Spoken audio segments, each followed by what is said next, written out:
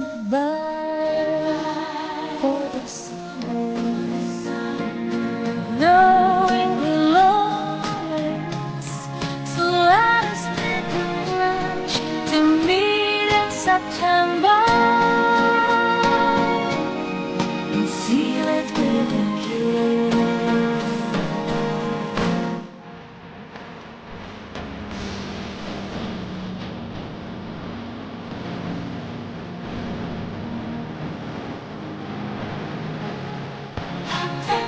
All my dreams, every day I live. See you with a kiss. Yes, it's gonna be a cold, lonely summer, but I feel the emptiness. I'll send you all my love every day in a letter. Seal it with a kiss. So goodbye, goodbye. Seal it with a kiss. I don't wanna say goodbye. Seal it with a kiss.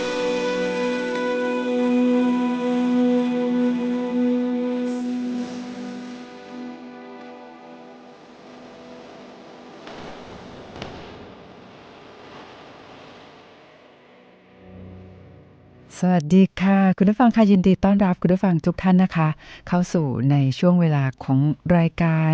วิทยุจราจรเพื่อชุมชนโดยตำรวจภูธรภาค 5 ค่ะ So we've gotta say goodbye for the summer. Baby, I promise you this. I'll send you all my love. คุณผู้ฟังค่ะวันนี้วันจันทร์ค่ะ Sealed with a kiss. Yes, วันจันทร์ที่ 22 ธันวาคม 2568 ค่ะ but I feel the air. ต้อนรับคุณผู้ฟังนะคะด้วยบทเพลงเพราะๆแบบนี้เลย My dreams every day in a letter. ฟังเพลงเพราะๆแบบนี้นะคะ แล้วก็อากาศเย็นสบายแบบนี้ ก็อยากให้คุณผู้ฟังทุกท่านนะคะมีความสุขมากๆเลยค่ะ Your voice everywhere. I run to tenderly hold you. ค่ะคุณผู้ฟังค่ะมาเริ่มต้นนะคะพูดคุยกันถึงในเรื่องของการพยากรณ์อากาศกันก่อนดีกว่านะคะ วันนี้วันจันทร์ที่ 22 ธันวาคม 2568 ค่ะ ศูนย์อุตุนิยมวิทยาภาคเหนือนะคะก็ได้มีการพยากรณ์ลักษณะอากาศทั่วไปนะคะ ตั้งแต่เที่ยงวันของวันนี้ไปจนถึงเที่ยงวันของวันพรุ่งนี้ค่ะ บอกว่าบริเวณความกดอากาศสูงหรือมวลอากาศเย็นที่ปกคลุมประเทศไทยตอนบนนะคะ เริ่มจะมีกำลังอ่อนลงค่ะ ในขณะที่ลมตะวันตกเฉียงเหนือในระดับบนเนี่ยยังคงพัดปกคลุมประเทศไทยตอนบน ก็จะทำให้ภาคเหนือของเรานะคะ ยังคงมีอากาศเย็นถึงหนาว แล้วก็ยอดดอยเนี่ยมีอากาศหนาวถึงหนาวจัด แล้วก็มีน้ำค้างแข็งบางแห่งนะคะ ก็ได้ย้ำเตือนให้คุณผู้ฟังพี่น้องประชาชนดูแลรักษาสุขภาพนะคะ เนื่องจากสภาพอากาศที่หนาวเย็นไว้ด้วยนะคะ ก็ในพื้นที่รับผิดชอบของตำรวจภูธรภาค 5 ค่ะ มีอากาศเย็นถึงหนาวแล้วก็มีหมอกในตอนเช้านะคะสำหรับที่จังหวัดเชียงใหม่นะคะ วันนี้แล้วก็วันพรุ่งนี้เนี่ยนะคะ อุณหภูมิต่ำสุดอยู่ที่16 องศาเซลเซียสค่ะ สูงสุดอยู่ที่30 องศาเซลเซียสนะคะ แล้วก็ถ้าหากว่าเป็นยอดดอยนะคะ อากาศหนาวถึงหนาวจัดแล้วก็มีน้ำค้างแข็งบางแห่ง อุณหภูมิต่ำสุดอยู่ที่3ถึง10 องศาเซลเซียสนะคะ ดังนั้นช่วงนี้กลับมาอากาศเย็นลงนะคะ ก็เป็นห่วงเป็นใยอยากให้ทุกท่านนะคะ ดูแลรักษาสุขภาพด้วยค่ะ เพราะว่าช่วงนี้นะคะอากาศก็เปลี่ยนแปลงเนาะนะคะ ในช่วงกลางวันอาจจะมีอุณหภูมิสูงขึ้น แต่ว่าเดี๋ยวเย็นๆลงนะ อุณหภูมิก็จะเย็นลงนะคะคุณผู้ฟังคะวันนี้ในรายการนะคะ เราก็จะมีข้อมูล ในเรื่องราวต่างๆมานำเรียนให้กับคุณผู้ฟังได้รับทราบด้วย โดยเฉพาะในส่วนของสำนักงานตำรวจแห่งชาตินะคะเพราะว่าวันนี้เนี่ยนะคะ22ธันวาคม 2568 นะคะก็ตอนนี้ในส่วนของสำนักงานตำรวจแห่งชาติและตำรวจภูธรภาค 5 พร้อมกับหน่วยในสังกัดนะคะเราก็มีมาตรการในเรื่องของการป้องกันปราบปรามอาชญากรรมนะคะซึ่งเดี๋ยวในช่วงปลายสัปดาห์นะคะเราก็จะอยู่ในช่วงของเทศกาลคริสต์มาสนะคะแล้วก็มีเทศกาลส่งท้ายปีเก่าต้อนรับปีใหม่โอ้โหนะคะแป๊บเดียวเองนะคะก็สัปดาห์นี้นะคะแล้วก็สัปดาห์หน้านะคะก็เราก็จะเข้าสู่ในช่วงของเทศกาลส่งท้ายปีเก่าต้อนรับปีใหม่แล้วด้วยนะคะหลายท่านก็เตรียมวางแผนในเรื่องของการเดินทางไปท่องเที่ยวนะคะมีการเดินทางกลับภูมิลำเนานะคะของหลายๆท่านนะคะที่อาจจะไปทำงานอยู่ในพื้นที่ต่างจังหวัดนะคะแล้วก็เตรียมเดินทางกลับเข้ามาโดยเฉพาะในพื้นที่รับผิดชอบของตำรวจภูธรภาค 5แล้วก็ตอนนี้นะคะพูดถึงจำนวนนักท่องเที่ยวทั้งชาวไทยแล้วก็ชาวต่างประเทศนะคะก็โอ้โหนะคะนิยมเดินทางเข้ามาท่องเที่ยวในพื้นที่รับผิดชอบของตำรวจภูธรภาค 5ค่ะซึ่งรับผิดชอบพื้นที่8จังหวัดภาคเหนือตอนบนนะคะตอนนี้พูดถึงในเรื่องของนโยบายของท่านผู้บัญชาการตำรวจแห่งชาตินะคะท่านพลตำรวจเอกกิตติรัตน์พันเพชรนะคะท่านผบ.ตร.ก็สั่งเข้มนะคะบอกว่ารับมือปีใหม่ 2569 ปลอดภัยทุกมิตินะคะแล้วก็บอกว่าปีใหม่นี้ความปลอดภัยต้องเป็นของขวัญให้กับประชาชนนะคะในช่วงนี้ค่ะช่วงวันที่17ถึงวันที่25ธันวาคม2568นะคะก็จะเป็นช่วงที่งานด้านการปราบปรามอาชญากรรมเนี่ยจะต้องมีการดำเนินการในเรื่องของการปิดล้อมตรวจค้นนะคะแล้วก็ดำเนินการในเรื่องของการระดมกวาดล้างเกี่ยวกับในเรื่องของอาวุธปืนยาเสพติดนะคะแล้วก็ปราบผู้มีอิทธิพลเงินกู้นอกระบบนะคะแล้วก็คุมเข้มในเรื่องของสถานบริการแล้วก็จุดเสี่ยงด้วยนะคะแต่อย่างไรก็ตามวันนี้เป็นวันแรกค่ะคุณผู้ฟังค่ะ22ธันวาคม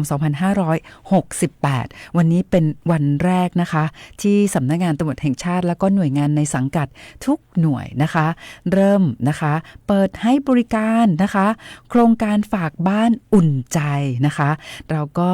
จะรับฝากบ้านให้กับพี่น้องประชาชนวันนี้เป็นวันแรกค่ะ22ธันวาคม2568นะคะไปจนถึงวันที่5มกราคม2569รับฝากบ้านอย่างต่อเนื่องไปเลยนะคะกับโครงการฝากบ้าน 4.0 นะคะซึ่งตอนนี้เนี่ยในเรื่องของการลงทะเบียนฝากบ้านไว้กับตำรวจนะคะฝากบ้านอุ่นใจนะคะกับตำรวจเนี่ยนะคะก็สามารถทำได้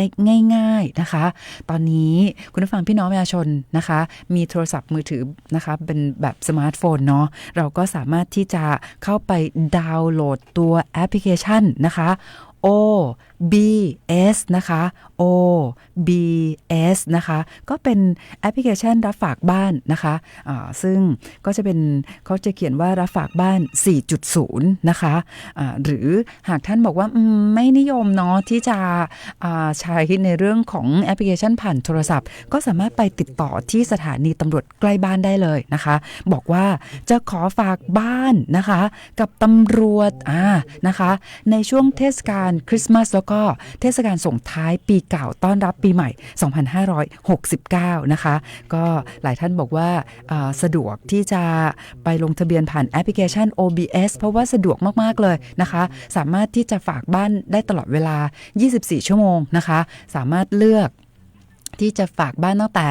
วันที่อาจจะเป็นวันนี้วันแรกนะคะแล้วก็อาจจะฝากไปแค่3วัน5วันนะคะหรือว่าจะฝากตลอด10วันโอ้โหได้หมดเลยนะคะแต่ว่าวันนี้เป็นวันแรกค่ะที่เราเริ่มเปิดให้บริการฝากบ้านอุ่นใจนะคะกับโครงการฝากบ้าน 4.0 ของสำนักงานตำรวจแห่งชาตินะคะแต่ถ้าหากว่าท่านไหนบอกว่าไม่สะดวกที่จะ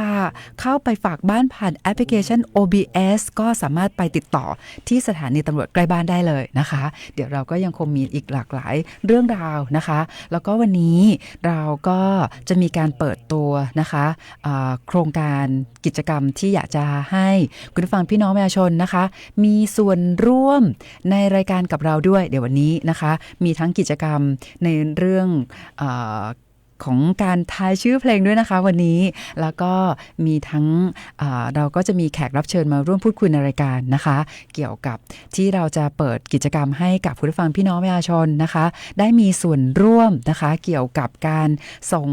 บอกเล่าประสบการณ์ตนเองนะคะให้สอดคล้องกับพระราชดำรัสของพระบาทสมเด็จพระบรมชนกาธิเบศรมหาภูมิพลอดุลยเดชมหาราชบรมนาถบพิตรนะคะเดี๋ยวติดตามรายการกันต่อไปนะคะแต่ว่าตอนนี้ค่ะมีอีกหนึ่งบทเพลงมาฝากคุณผู้ฟังนะคะเดี๋ยวกลับเข้ามาเราก็จะมาร่วมพูดคุยกับแขกรับเชิญในรายการกันด้วยนะคะเดี๋ยวตอนนี้มีอีกหนึ่งบทเพลงเพราะๆมาฝากคุณผู้ฟังค่ะ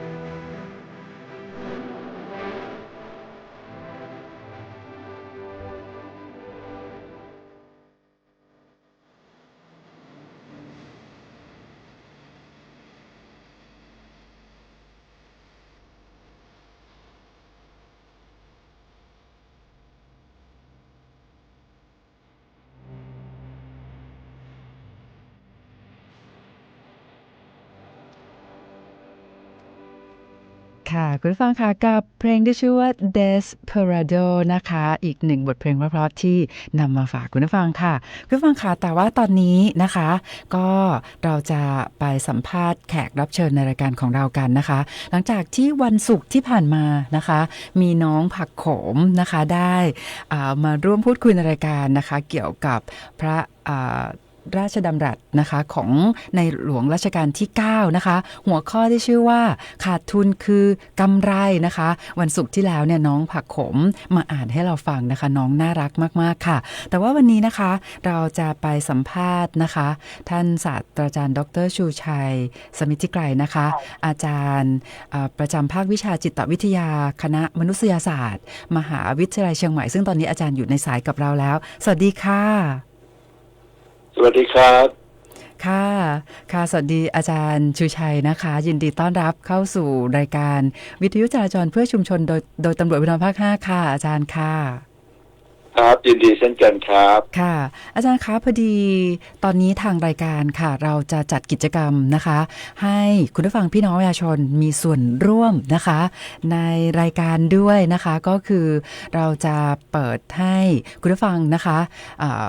ทุกท่านเนี่ยนะคะมีส่วนร่วมก็คืออยากให้เขียนเล่าประสบการณ์นะคะในชีวิตนะคะว่าคุณผู้ฟังพี่น้องประชาชนนะคะจะมีประสบการณ์ที่สอดคล้องกับพระราชดำรัสของในหลวงรัชกาลที่9หัวข้อขาดทุนคือกำไรเพราะว่าถ้าหากว่าคุณผู้ฟังพี่น้องประชาชนเนี่ยนะคะบอกเล่าประสบการณ์ตรงกับสอดคล้องกับหัวข้อขาดทุนคือกำไรแล้วก็พิมพ์นะคะส่งไลน์มาที่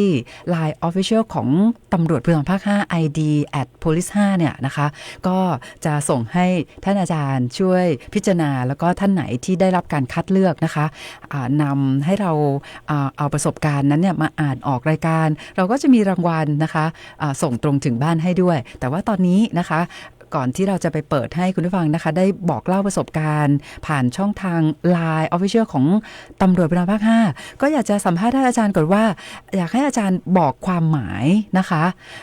เกี่ยวกับในเรื่องของขาดทุนคือกำไรให้คุณผู้ฟังได้รับทราบด้วยค่ะครับ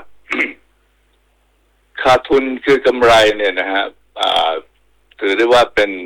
ปรัชญาการทรงงานที่สำคัญอย่างมากเลยนะฮะของในหลวงรัชกาลที่9นะฮะ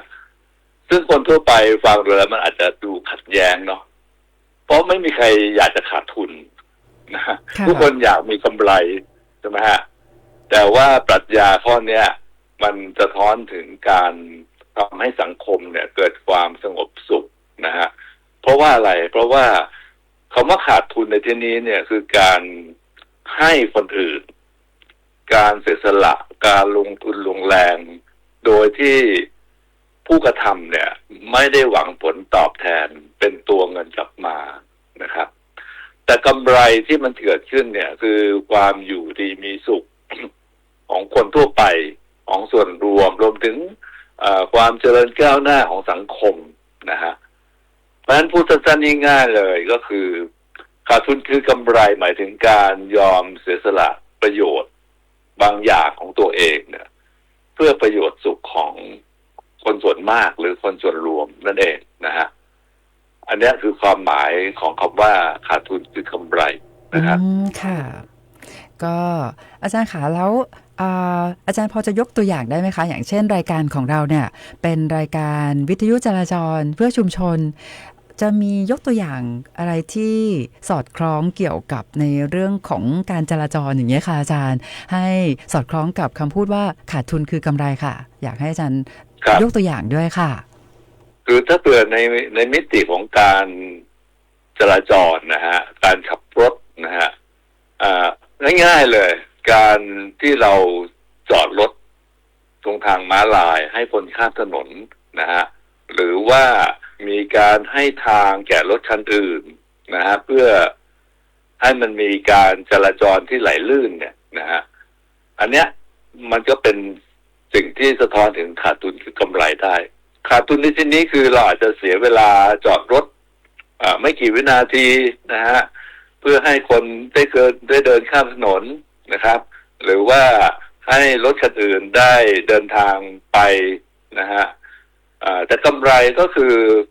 ก็ช่วยลดปัญหาอุบัติเหตุถูกไหมฮะทำให้คนเดินถนนไม่มีความเครียดนะฮะเพราะว่า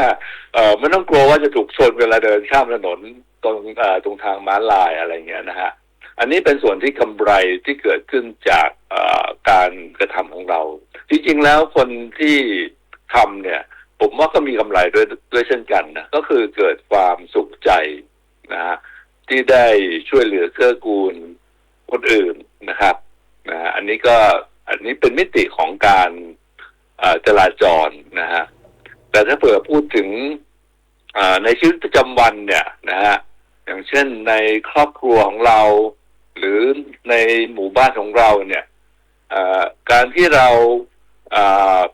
กวาดขยะหน้าบ้านใบไม้ที่ร่วงหล่นหน้าบ้านตัวเองแล้วก็เลยไปกวาดตามถนนนะฮะที่อยู่หน้าบ้านด้วยเนี่ยมันก็ทำให้หมู่บ้านของเราน่าอยู่มากขึ้นเพราะว่ามีความสะอาดมากขึ้นนะฮะส่วนที่เราอาจจะต้องลงทุนแรงๆไปก็คือต้องไปกวาดพื้นที่ให้มากขึ้นอะไรเงี้ยนะฮะอันเนี้ยมันก็เป็นส่วนที่เรียกว่าขาดทุนคือกำไรได้เหมือนกันนะครับค่ะ อาจารย์คะแล้วแบบง่ายๆเนาะแบบง่ายๆก็คืออย่างเช่นคนที่เขาไปบริจาคสิ่งของให้ผู้อื่นอันนี้ก็ได้ใช่ไหมคะอาจารย์ก็ถือว่าได้นะเพราะว่าเป็นเรื่องที่เราทำเพื่อผู้อื่นนะฮะจริงๆแล้วเนี่ยผมมีกรณีศึกษาที่น่าสนใจมากนะพอดีเพิ่งดูคลิปจาก TikTok มานะค่ะมันมีห้างสรรพสินค้าอันหนึ่งนะชื่อฟ้างตรงไหลนะฮะคือห้างสรรพสินค้าเนี่ยถ้าเผื่อเราไปเดินตามศูนย์การค้าเนี่ยนะฮะสิ่งที่เราจะเจอคืออะไรฮะพอเข้าร้านหนังสือปั๊บอยากจะซื้อหนังสือแต่ว่าไม่รู้ว่าหนังสือเล่มนี้เนี่ยมันดีไม่ดีใช่ไหมฮะส่วนใหญ่แล้วร้านหนังสือก็จะเย็บนั่นสนิทมีพลาสติกปุ้มห่อนะฮะอย่างเงี้ยนะฮะเราก็ไม่รู้ว่าหนังสือดีไม่ดีเราก็ไม่รู้จะซื้อดีหรือเปล่าแต่ห้างนี้นะฮะเขาจัดหาเบาะที่นั่งให้ลูกค้าไปนั่งอ่านฟรีๆแล้วก็มีป้ายประกาศชัดเจนว่าหนังสือในร้านนี้แกอ่านได้เลยใช่ไหมค่ะไม่มีห่วงเลยนะฮะไม่มีการห่วงแล้วในเกมเซ็นเตอร์นะฮะตู้ห้องที่เด็กชอบไปเล่นเนี่ยมันก็จะมักจะมีตู้คลิปเขาเรียกว่าอะไรตู้คลิปตุ๊กตาใช่ไหมฮะที่เราเห็นกันทั่วไปนะฮะซึ่งส่วนใหญ่แล้วเนี่ยคลิปกันแล้วก็ไม่ค่อยได้ตุ๊กตาหรอกนะฮะแต่ห้างเนี่ยฮะเรียกว่าพิเศษกว่าเขาเลยเขาบอกว่าตู้คลิปตุ๊กตาเนี่ยจะมีป้ายบอกว่าโอกาสที่จะคีบได้เนี่ย10-12 ครั้งควรจะได้ตุ๊กตา1 ตัวนะฮะตอนนี้เกิดว่าเราคีบไม่ได้นะฮะคีบไป10 ครั้งแล้วก็ยังไม่ได้เลยเขาก็มีการบอกว่ามีการรับประกันรางวัลหากลูกค้าเล่นเกินจำนวนครั้งที่กำหนดแล้วยังไม่ได้สามารถเรียกพนักงานมาเปิดตู้เพื่อเลือกตุ๊กตาได้ทันทีมาเราเคยเห็นแบบนี้ไหมฮะในบ้านเราค่ะอันนี้ก็เป็นอีกหนึ่งตัวอย่างนะคะอาจารย์ที่บอกว่าขาดทุนคือกำไรเนาะครับค่ะกำไรที่เขาจะได้เป็นยังไงนะคะอาจารย์ที่ห้างจะได้คือกำไรก็คือความสุขของลูกค้าไงฮะลูกค้าเนี่ยคือห้างเนี้ยคนมาซื้อกันสนั่นหวั่นไหวเพราะรู้สึกว่าห้างเนี่ยไม่เอาเปรียบลูกค้าอันนี้ที่ผมยกตัวอย่างไปแค่2 เรื่องนะยังมีอีกหลายเรื่องนะที่เขาทำแบบเซอร์ไพรส์มากอย่างเช่นในส่วนที่เป็นซูเปอร์มาร์เก็ตเนี่ยนะฮะซูเปอร์มาร์เก็ตเนี่ยของเขาก็จะมีอ่างล้างมือมีตู้ไมโครเวฟมีตู้น้ำแข็งบริการลูกค้าฟรีนะครับแล้วก็ถ้าเผื่อเป็นพวกผักผลไม้เนี่ยเขาก็จะมีการตรวจสอบสารพิษยาฆ่าแมลงตกค้างในผักผลไม้ทุกวันแล้วก็มีเอกสารผลการตรวจสอบให้ลูกค้านำกลับไปเป็นหลักฐานนะฮะแล้วก็ป้ายสินค้าเนี่ยป้ายสินค้าเนี่ยถ้าเป็นสินค้าทั่วๆไปนะเขาจะบอกราคาต้นทุนของสินค้าด้วยนะฮะว่าเขาเนี่ยตัวเนี้ยสินค้าตัวเนี้ยต้นทุนเท่าไหร่แล้วเขาคิดกำไรเท่าไหร่นะฮะทำให้ลูกค้ารู้สึกว่าห้างเนี่ยมีความจริงใจนะฮะก็ทำให้ลูกค้าเนี่ยแห่แหนเข้าไปซื้อร้านเนี่ยถึงแม้เขาอาจจะกำไรน้อยลงนะ แต่การที่ลูกค้ามีความเชื่อถือแล้วก็รู้สึกว่าเป็นห้างสรรพสินค้าที่ไม่เอาเปรียบเนี่ยก็มีความรู้สึกอยากจะไปจับจ่ายใช้สอยมากขึ้นนะฮะแล้วก็ในส่วนพนักงานเนี่ยอันนี้ผมไม่เพิ่งจะเคยได้ยินนะเขาบอกว่าพนักงานเนี่ยมีสิทธิ์ลาพักใจคำว่าลาพักใจนี่คือมีความทุกข์นะฮะมีปัญหาทางจิตใจว่างั้นเถอะนะฮะพนักงานมีสิทธิ์ลาพักใจโดยได้รับค่าจ้างเป็นเวลา10 วันต่อปีและผู้บริหารก็ไม่มีสิทธิ์ปฏิเสธการลาได้ด้วยนะฮะอันนี้เป็นส่วนพนักงานนะค่ะโอ้น่ารักมากเลยค่ะก็อันนี้ก็เป็นตัวอย่างนะคะที่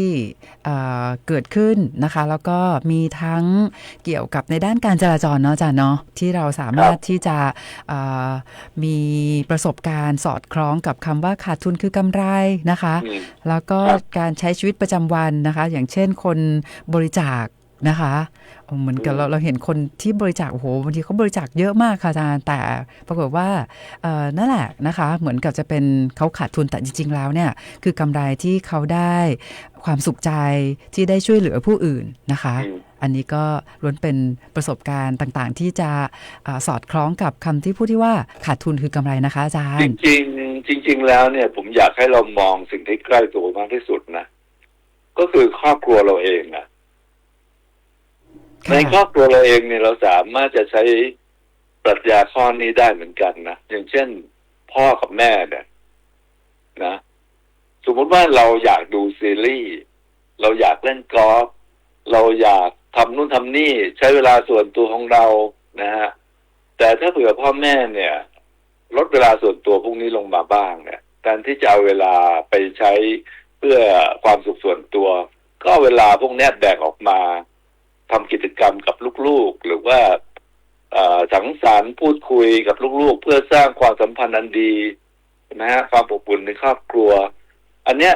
ถึงแม้ว่าพ่อแม่จะรู้สึกว่าเวลาส่วนตัวของตัวเองหายไปบ้างเนี่ยแต่สิ่งที่กำไรเกิดขึ้นก็คือความอบอุ่นในครอบครัวนะฮะลูกก็จะรู้สึกว่าพ่อแม่ให้ความสนใจนะฮะไม่ไปติดยาหรือว่าไปเล่นเกมจน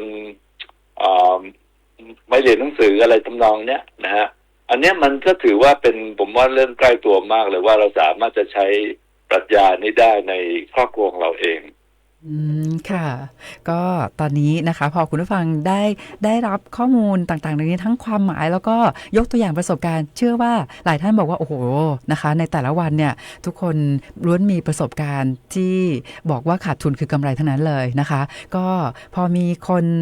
พิมพ์ประสบการณ์เข้ามานะคะเดี๋ยวก็จะส่งให้อาจารย์ช่วยตรวจสอบดูด้วยนะคะของใครที่ผ่านอาจารย์คิดว่าใช่นะคะเราก็จะนำมาอ่านในรายการแล้วก็มีของรางวัลส่งตรงถึงบ้านให้กับผู้ที่ร่วมกิจกรรมนะคะวันนี้ต้องขอบพระคุณมากๆเลยนะคะขอบคุณอาจารย์มากๆเลยขอบคุณท่านศาสตราจารย์ดร.ชูชัยสมิทธิไกรนะคะอาจารย์ประจำภาควิชาจิตวิทยาคณะมนุษยศาสตร์มหาวิทยาลัยเชียงใหม่ขอบคุณมากๆค่ะครับสวัสดีครับค่ะสวัสดีค่ะค่ะคุณผู้ฟังค่ะก็พอคุณผู้ฟังได้ข้อมูลเพิ่มเติมแบบนี้แล้วนะคะเราก็อยากให้คุณผู้ฟังนะคะมีส่วนร่วมเนาะบอกเล่าประสบการณ์นะคะของตนเองนะคะที่เป็นหัวข้อเกี่ยวกับขาดทุนคือกำไรนะคะพิมพ์ผ่าน LINE Official ของตำรวจภูธรภาค 5นะคะท่านไหนที่ได้รับการพิจารณานะคะแล้วก็นำมาอ่านออกรายการเราก็จะมีของรางวัลนะคะอย่างเช่น30ท่านแรกนะคะก็จะได้รับเป็นผ้าห่ม Starbucks ส่งตรงถึงบ้านนะคะแล้วก็จะมีรางวัลเรื่อยๆถ้าหากว่าคุณผู้ฟังส่งมาบอกเล่าประสบการณ์กันอย่างต่อเนื่องด้วยนะคะเอาละค่ะคุณผู้ฟังคะเดี๋ยวตอนนี้นะเราก็จะมีกิจกรรมให้คุณผู้ฟังได้ร่วมสนุกในรายการด้วยช่วงนี้อากาศเย็นขึ้นมาแล้วนะคะเดี๋ยวเราก็จะมีของขวัญนะคะเป็นผ้าห่มนะคะให้กับคุณผู้ฟังที่ทายชื่อเพลงถูกวันนี้เราจะเล่นทายกันสัก2เพลงนะคะแล้วก็เดี๋ยวเราก็จะไปสัมภาษณ์ท่านรองศักดาต่อนะคะตอนนี้คุณผู้ฟังที่พร้อมแล้วอยากจะทายชื่อเพลงนะคะแล้วก็รับของรางวัลเป็นผ้าห่มนะคะก็เตรียมความพร้อมที่053-276-793นะคะมาเริ่มต้นเพลงแรกกันดีกว่าค่ะว่าคุณผู้ฟังจะทายชื่อเพลงถูกไหมแต่ว่า เพลงวันนี้ไม่ยากเลยนะคะง่ายมากๆเลยหากคุณผู้ฟังพร้อมแล้วนะคะมาทายชื่อเพลงแรกกันเลยค่ะ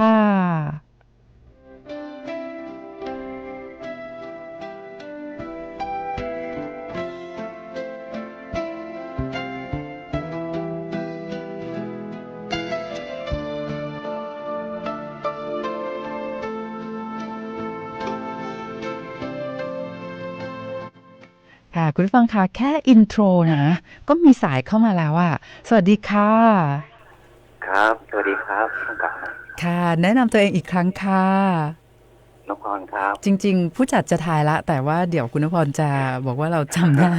เดี๋ยวคุณนพรจะต้องเสียของรางวัลให้ผู้จัดพูดเล่นค่ะคุณนพรคะแค่อินโทร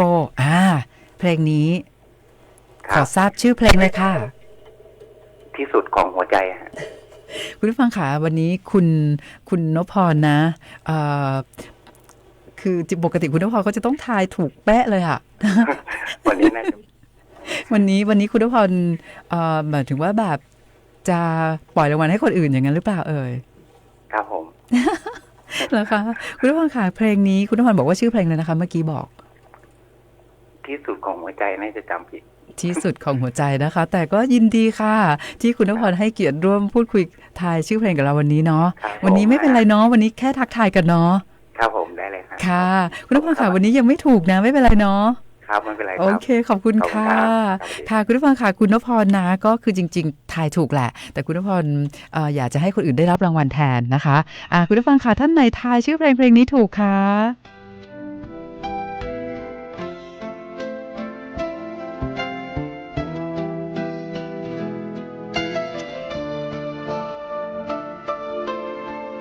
แล้วค่ะคุณผู้ฟังค่ะมารับสายที่2กันดีกว่าสวัสดีค่ะ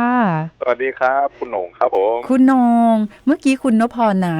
คือแบบแกล้งๆอยากให้คุณโหน่งได้รับรางวัลแทนนะคะดังนั้นคุณโหน่งบอกชื่อเพลงมาเลยค่ะฝันลำเอียงครับผมคุณผู้ฟังค่ะคุณโหน่งบอกว่าอีกทีค่ะคุณโหน่งฝันลำเอียงของพี่แก่ครับผมฝันลำเอียงนะคะคุณโหน่งก็บอกว่าคุณโหน่งขอเรียนแบบคุณนพรเหมือนกันนะคะอยากให้สายที่3ได้รางวัลนะคะคุณโหน่งบอกว่าขอเรียนแบบคุณนพรนะคะคุณโหน่งยังไม่ถูกไม่เป็นไรนะคะไม่เป็นไรเนาะขอบคุณนะคะคุณโหน่งขอบคุณค่ะค่ะสวัสดีค่ะคุณผู้ฟังข่าววันนี้นะคะทั้งคุณนพรเนาะก็อยากให้คุณโหน่งได้รับรางวัลคุณโหน่งก็อยากให้ท่านที่3ได้รับรางวัลค่ะ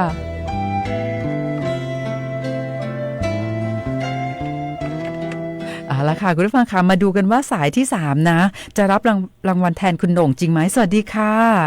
สวัสดีค่ะคนเฒ่าขอทายว่าแสนรักค่ะตอนนี้ก่อนอื่นนะคะผู้จัดต้องทายชื่อคนทายก่อนนะคะสวัสดีค่ะคุณป้านุชสวัสดีค่ะคุณท่านผู้กำกับคุณป้านุชค่ะต้องบอกว่าตอนสายแรกนะคะคุณนพรเนาะเขาปล่อยค่ะเขาปล่อยใช่ค่ะคุณนพรก็ปล่อยมาให้คุณโหน่งนะปรากฏว่าคุณโหน่งก็ปล่อยมาให้คุณป้านุชค่ะคุณป้านุชค่ะค่ะแสนรักค่ะโอ้โหคุณป้านุชค่ะถูกต้องเลยเพลงนี้ชื่อว่าแสนรักนะคะยินดีกับคุณป้านุชด้วยค่ะขอบคุณค่ะทำงานให้มีความสุขนะคะขอบคุณมากค่ะคุณป้านุชค่ะสวัสดีค่ะสวัสดีค่ะค่ะคุณผู้ฟังค่ะแล้วนะคะคุณนพรก็ปล่อยของรางวัลให้กับคุณโหน่งคุณโหน่งก็ปล่อยให้กับคุณป้านุชค่ะเพราะว่าเพลงนี้ชื่อว่าแสนรักค่ะ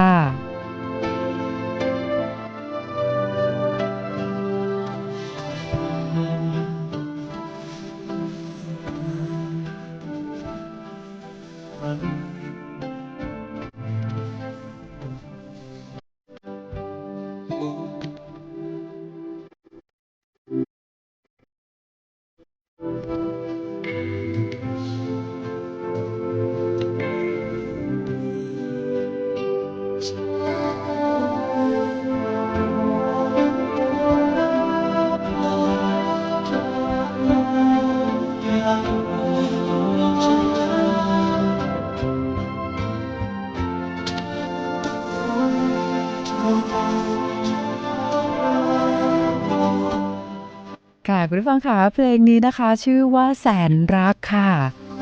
ของคุณแจ้ดานุพลแก้วการนะคะ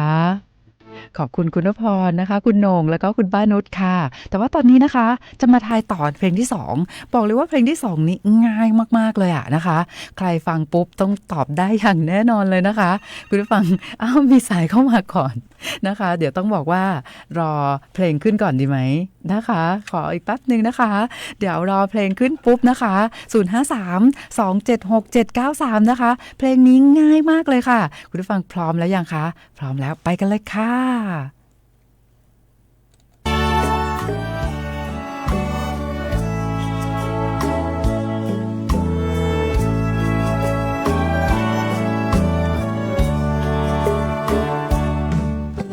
โอ้โหเพลงนี้ง่ายมากเลยนะคะมีสายเข้ามาแล้วเอาสายหลุดไปนะคะค่ะคุณผู้ฟังค่ะเพลงนี้ง่ายมากเลยนะเดี๋ยวรับสายกันต่อเลยนะคะสวัสดีค่ะสวัสดีครับแอนลำพูนครับพี่แอดลำพูนพี่แอดค่ะเพลงนี้ง่ายมากเลยนะพี่แอดฟังแล้วใช่ไหมคะปานหนันหรือเปล่าครับ พี่แอดบอกว่าปานหนันหรือเปล่าเดี๋ยวให้พี่แอดฟังตอนอินโทรอีกทีนะคะ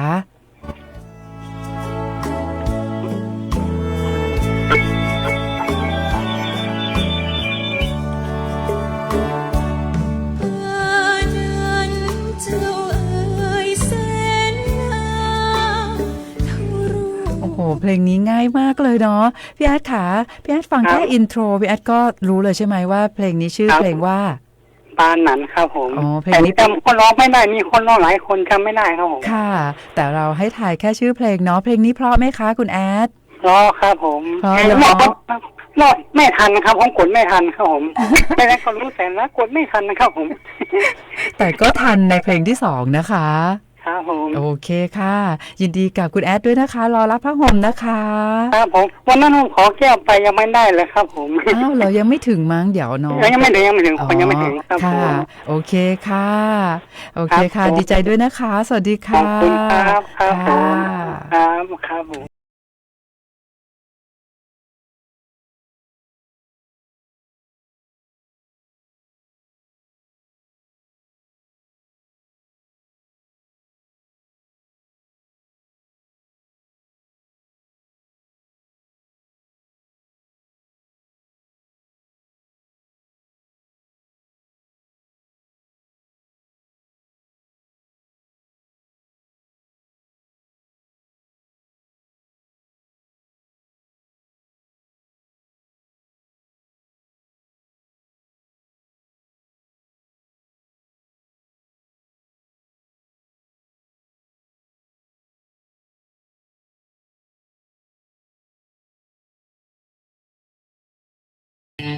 เพลงที่ชื่อว่าปาหนันนะคะยินดีกับคุณแอดด้วยค่ะ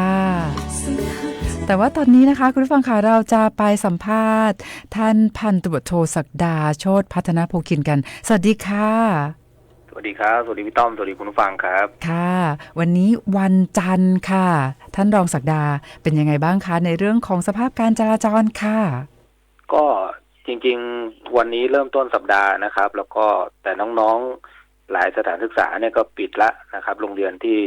ไปโรงเรียนเอกชนอะไรต่างๆก็ปิดไปพอสมควรเช่นในถนนแก้วนวรัตน์นะครับแล้วก็ในถนนมหิดลนะครับก็คือบริเวณจุดที่เป็นโรงเรียนวารีโรงเรียนมงฟอร์ดมัธยมก็ปิดไปเรียบร้อยนะครับเพราะฉะนั้นการจราจรเนี่ยให้ผมไล่เรียงไปตอนนี้หากดูว่าที่ไหนรถเยอะเนี่ยก็คงจะเป็นบริเวณแยกรินคำนะครับซึ่งช่วงค่ำช่วงเย็นเนี่ยตรงจุดนี้ไม่ได้เกี่ยวกับนักเรียนนักศึกษาแต่เป็นเรื่องของสถานที่ที่ท่องเที่ยวนะครับจุดตัดนิมมานถนนห้วยแก้วถนนคันคลองเพราะฉะนั้นรถก็ยังเยอะอยู่นะครับเช่นเดียวกันกับบริเวณแยกขวงสิงห์นะครับขวงสิงห์ในฝั่งขาเข้ารถก็ยังยาวนะยังถึงที่แยกกองกำลังผาเมืองแต่ด้านอื่นๆเท่าที่ดูนะเวลานี้พอเคลื่อนได้นะครับจุดต่อมาผมต่อเนื่องไปเลยนะครับเพราะว่าบางที่เนี่ยอาจจะไม่ได้มีปริมาณรถมากเช่นถนนเชียงใหม่พร้าวที่บริเวณแยกรวมโชคอาจจะยังมีรถเติมเข้ามาบ้างนะครับแต่รถออกเยอะหน่อยนะครับแต่บริเวณแยกฟ้าห้ามเองเนี่ยรถเคลื่อนได้ตลอดนะครับเช่นเดียวกับบริเวณแยกศาลเด็กโรงเรียนปิดไปแล้วนะครับโรงเรียนปิ้นโรงเรียนดาราจะไปเปิดอีกทีก็คือวันที่5 มกราคมเพราะฉะนั้นแล้วเส้นนี้รับรถจากเชียงใหม่ดอยสะเก็ดจากตลาด3 แยกจากแยกแม่คาวมาเพราะฉะนั้นช่วงเย็นก็มีรถที่ใช้เส้นทางตามปกติ บริหารจัดการได้แต่ไม่ได้เยอะเหมือนในช่วงที่มีการเปิดการเรียนนะครับต่อมาดูที่หนองประทีปเช่นเดียวกันถนนเจริญเมืองโรงเรียนก็สารศาสตร์ก็ปิดแล้วนะครับแล้วก็ยาวมาจนถึงสะพานนวรัตน์ก็เคลื่อนได้ทั้งหมดมหิดลครับมหิดลก็เคลื่อนได้หมดเลยไม่มีปัญหาอะไรนะครับไม่มีท้ายแถวสะสมรถสามารถใช้เส้นทางได้แต่ผมห่วงอย่างหนึ่งก็คือว่าพอใช้เส้นทางได้เนี่ยก็เราก็มักจะใช้ความเร็วกันมากขึ้นเมื่อใช้ความเร็วกันมากขึ้นก็เสี่ยงที่จะเกิดอุบัติเหตุทางถนนเพราะว่าบางทีเราคิดว่ารถไม่มีหรอกสามารถทำความเร็วได้ไอ้ตรงนี้แหละครับที่มันจะก่อให้เกิดเรื่องของอุบัติเหตุทางถนนนะครับเพราะฉะนั้นแล้วก็ระมัดระวังนะครับถึงจุดไหนรถจะไม่มากแม้ในช่วงเวลานี้เองก็ตามปกติจะเป็นช่วงพีคเหมือนกันนะ 16:53 นาทีแต่ตอนนี้อย่างที่เรียนแจ้งไปนะครับว่าโรงเรียนต่างๆช่วงนี้ปิดแล้วก็จะไปเปิดเอาวันที่5 มกราคมปีหน้าเลยนะครับผมเข้ามาดูในเลยก็แล้วกันครับด้านในเนี่ยบริเวณแยกสนามบินถามว่ามีรถไหมแยกสนามบินมีรถครับรถที่เข้าจากเชียงใหม่ฮอด108ยังมีรถที่รอเข้าด้านในอยู่นะครับเพราะว่าเหมือนจุดเนี้ยเชื่อมโยงสถานศึกษาไหมไม่ได้เชื่อมโยงแต่เป็นจุดที่เข้าออกเมืองนะครับเชื่อมต่อจากฝั่งนี้ไปทางหางดงไปทางเชียงใหม่ฮอด108มาห้างสรรพสินค้ารวมถึงตัดเข้าไปทางถนนทิพเนตรก็เป็นจุดที่มีการใช้เส้นทางกันนะครับคูเมืองเป็นยังไงบ้างหน้าโรงเรียนวัฒโนเรียบร้อยนะครับแต่วัฒโนยังไม่ปิดนะครับวัฒโนยุพราชเนี่ยจะไปปิดเอาวันที่31ธันวาเลยนะครับแล้วก็เปิด5 มกราคมเช่นเดียวกันเพราะฉะนั้นในคูเมืองด้านในถนนอารักษ์เชื่อมต่อกับถนนบำรุงบุรีหน้าสวนสาธารณะหนองบวกหาดเนี่ยตรงนี้อาจจะมีรอกับรถยูเทิร์นที่บริเวณประตูแสนปรุงหน่อยนะครับหน้าโรงพยาบาลมหาราชก็เคลื่อนได้นะครับมีไฟคนข้ามนิดนึงแต่ตรงจุดที่เยอะนะครับแต่ก็ไหลได้นะเมื่อกี้ไหลได้ค่อนข้างลำบากก็คือถนนสิริมังคลาจารย์ที่ไปทางแยกฟ้าธานีนะครับถนนห้วยแก้วขาขึ้นจากแก่งหัวลินมาทางแยกฟ้าธานีไปทางดิดคำก็ไหลได้ต่อเนื่องก็ก่อนเข้ารายการก็ได้สั่งการไปว่าจุดเนี้ยขอให้ปริมาณรถเยอะก็จริงแต่ขอให้ไหลได้ต่อเนื่องหมายความว่าฟ้าธานีลินคำเชียงใหม่ภูคำขอให้ประสานการปฏิบัติกันแล้วก็ลดต่อเนื่องเพื่อที่จะให้เกิดความสะดวกมากขึ้นแต่ถามว่ารถเยอะไหมรถเยอะนะครับเพราะฉะนั้นแล้วก็ท่านที่ใช้เส้นทางตรงนี้อยู่ได้สั่งการไปแล้วก็รถก็จะไหลเคลื่อนตามจังหวะเพราะว่ารถค่อนข้างเยอะนะครับเช่นเดียวกับต้นพยอมก็ยังไม่หมดรวมถึงแยกนิมมานที่จะเข้าทางกองบิน41ตรงนี้ก็ยังมีรถใช้เส้นทางอยู่อันนี้คือภาพรวมทั้งหมดของช่วงเย็นวันนี้ผมพูดเผื่อไปอีกนิดนึงครับมันมีเรื่องของการก่อสร้างจบไปแล้วนะครับบริเวณหน้าเชียงใหม่รามนะครับที่มีการขุดตรงกลางถนนแล้วก็รถเคลื่อนซ้ายขวาคืนพื้นผิวการจราจรไปตั้งแต่เมื่อวานแล้วนะครับเพราะฉะนั้นแล้วในถนนบุญเรืองฤทธิ์ในถนนมณีนพรัตน์ก็คือจากแจ่งหัวลินไปทางแจ่งศรีภูมิเนี่ยไม่มีเรื่องของการขุดแล้วนะบ่อพักสายไฟต่างๆเรียบร้อยไปหมดแล้วแล้วก็การคืนพื้นผิวการจราจรวันที่27เนี่ยผมจะออกตรวจร่วมกับทางเทศบาลแล้วก็ทางไฟฟ้าอีกครั้งหนึ่งก็กำหนดให้เรียบร้อยไปในวันนั้นเพราะว่ามันใกล้ช่วงเทศกาลปีใหม่เหมือนที่เราได้คุยกันไปนะครับเกิดยังไม่คืนพื้นผิวการจราจรนักท่องเที่ยวช่วงนี้สังเกตได้เลยว่าเยอะแล้วนะครับเพราะฉะนั้นมันก็คือความปลอดภัยด้วยแล้วก็เป็นช่วงไฮด้วยอะไรที่ต้องหยุดตามกรอบเวลาก็แจ้งไปแล้วเดี๋ยวก็เหลือออกไปตรวจสอบส่วนกิจกรรมอื่นๆณตอนนี้ช่วงค่ำ3 ทุ่มนะครับก็ยังมีปิดสะพานนวรัตน์อยู่นะครับเพราะว่าทางเทศบาลเขาประดับตกแต่งเมืองเพื่อเตรียมเรื่องของงานปีใหม่2569ก็จะปิดประมาณสัก3 ทุ่มนะครับยาวไปจนถึงช่วงตี 1ยาวไปจนถึงช่วงตี 4จนถึงวันที่ถ้าจำไม่ผิดเนี่ยถึงวันที่25นะครับแล้วก็วันที่28ถึง31เนี่ยก็จะเริ่มมีการจัดงานบนสะพานนวรัตน์ละเดี๋ยวเราก็ได้มีโอกาสพูดคุยกันได้อีกเพราะว่าปลายสัปดาห์ก็ยังเป็นแค่วันที่26นะครับช่วงนั้นก็จะได้ไล่เรียงข้อมูลต่างๆให้กับพี่น้องประชาชนได้รับทราบว่า